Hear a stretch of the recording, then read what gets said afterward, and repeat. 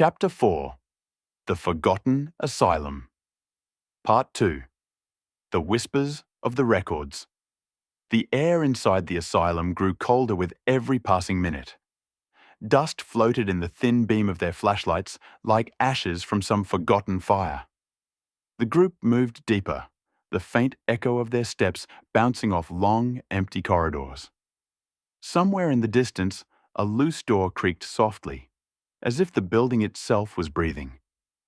"Okay, this is officially creepy," whispered Liam, aiming his camera toward a rusted sign that read, "Records Room."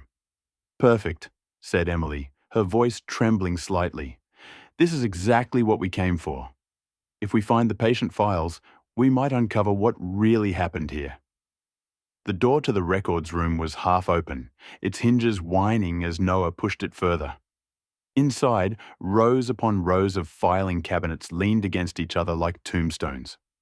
Most drawers were jammed, some ripped out and scattered on the floor. Old papers, brittle and yellowed, blanketed everything like a second layer of dust. "This place smells like death," muttered Ava, covering her mouth with her sleeve. "Death doesn't smell like paper," said Liam, forcing a laugh, but it died almost instantly when he noticed the dark stains smeared across the floor. Not quite red anymore, but the pattern unmistakable. They began searching. The flickering light from their cameras painted ghostly reflections on the metal drawers. Emily brushed the dust from one folder's label. "Patient number 047, Eleanor Cross." She opened it and froze. Inside were sketches, dozens of them. Each page showed the same woman's face drawn in charcoal. Eyes blacked out completely, mouth open in a silent scream. Underneath, shaky handwriting read, "The Watchers never sleep." "Jesus," whispered Noah. "She drew these?" "Maybe," Emily replied, flipping to the next page. There, symbols began appearing among the drawings, circular patterns, intersecting lines, some resembling letters, but none from any language they knew. A chill ran through Liam's spine. "Those look familiar," he muttered. "Like the carvings on the walls downstairs." "Yeah," Ava said, her voice almost trembling. "Maybe it's just some patient's obsession?" "Or maybe not," Emily replied, taking out her phone to record the pages. "These could be ritual marks." There were rumors this asylum experimented with. "Don't say rituals," Liam interrupted. "We're not turning this into some cult video." But it was already too late. As she filmed, the camera caught something. A faint flicker in the corner of the room, like movement behind the shelves. When she turned, there was nothing but the whisper of old papers shifting. "Did you see that?" Noah whispered. "See what?"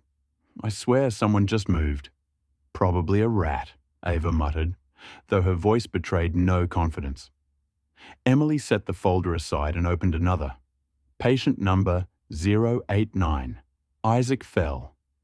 The notes were typed, but the ink had bled so much that the words looked like they'd been written in blood instead of ink. Subject shows signs of hearing voices. Claims the walls speak to him during night cycles. Subject attempted to carve symbols of silence into his own arms to stop the noise. Liam stepped back, uneasy. "Symbols of silence," he repeated. "That's what these are." "They're meant to keep something out or in," Noah added quietly. The silence that followed pressed on their chests like weight. Even the faint sound of dripping water somewhere far away felt deafening. Then, from the back of the room, came a faint hum, like an old recording starting to play. "Did anyone turn something on?" Emily asked. No one answered. They followed the sound to a dusty reel-to-reel recorder on a table. The reels spun lazily on their own, though the power cord lay severed and blackened.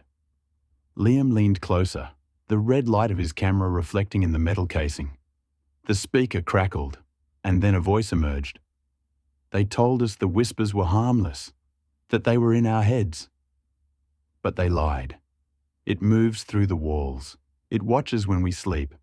Then silence. Then, faintly, 'If you hear it, don't look at it.'" The tape stopped. Ava swallowed hard. "That sounded real." Emily nodded slowly, frozen. We need to take that tape. Liam shook his head. No way. We're already in deep enough. This place... He stopped. Something caught his eye. A movement in the reflection of the recorder's metal surface. A shape standing just behind Ava. He spun around. Nothing. Just shelves of records, shadows, and the faint creak of the ceiling. But the reflection hadn't been a trick of the light. It was tall, thin, almost human, but not quite. Let's just go, Noah said, grabbing his backpack. We've got enough footage. But Emily couldn't stop. She was drawn to the symbols. She traced one of them on the wall with her flashlight beam, a circle intersected by jagged lines. The dust shimmered faintly in the air, as if alive. And then the hum returned, louder, deeper. The shelves began to vibrate, papers fluttering as if caught in an invisible wind. Emily! Liam shouted. She stumbled backward as the symbols on the wall began to glow faintly. Not with light, but with shadow, the dark itself bending and pulsing. The air felt thick, almost liquid. Every breath hurt. From the darkness between the shelves, something whispered. Not words, just sound. A low, distorted echo of their own voices. Don't look at it. But Ava turned. Her flashlight beam caught something moving, crawling, along the ceiling. Limbs too long, face covered in white gauze. It moved like it didn't understand how a body should move. Her scream shattered the silence. The thing dropped down, its shape melting into the shadows before hitting the floor. The beam of light scattered across the room, landing on nothing. When they looked again, it was gone. Liam rushed to Ava. You okay? She nodded shakily. It was hanging right above me. Noah, pale and sweating, pointed to the wall. The symbols. They're changing indeed. The markings began rearranging themselves, lines twisting, merging, forming a new phrase. They remember. Emily's flashlight flickered and went out. Complete darkness swallowed them whole. For a moment, there was only the sound of their breathing and the faint scratching of something nearby. Run, Liam whispered. Now! They stumbled through the dark, knocking over cabinets and papers, the sound of their panic echoing through the building. Behind them, something followed. Not footsteps, but a dragging noise, as if the floor itself were alive. They burst into the corridor, slamming the door shut behind them. Noah braced it with a rusted chair, heart pounding. For a moment, nothing. Silence. Then, bang. Something hit the door from the other side. A slow, deliberate rhythm. Bang, bang, bang. Each strike made the lights in the corridor flicker, shadows stretching unnaturally long along the walls. Go! Emily shouted, leading the way down the hall.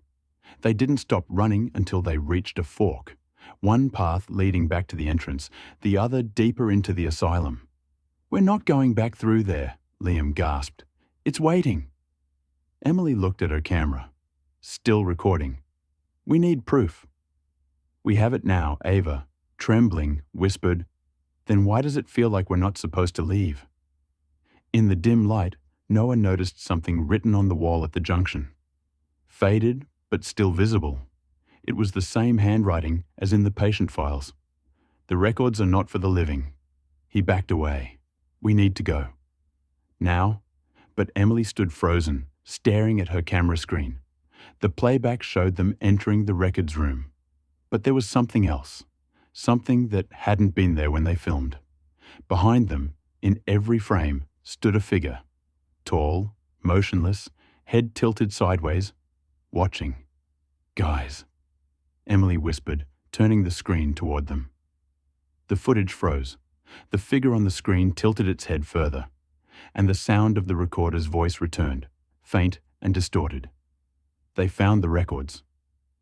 Now the records will find them. The screen went black.